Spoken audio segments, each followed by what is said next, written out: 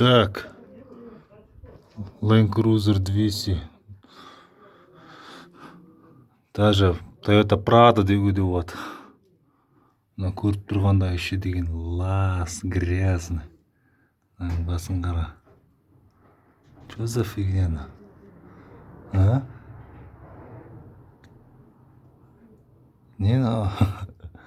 Май жетіспей тұр ғой осыған. Кесірінен. Жаңа құрттай демесет себіп жүрдім.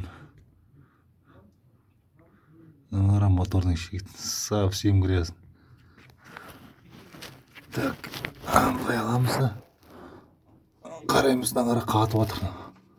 Мынаны дейтін тағы да демес етпей кетеміз. Кетіру керек. Ау. Ёпты кетік. Іштері бар. Ужас.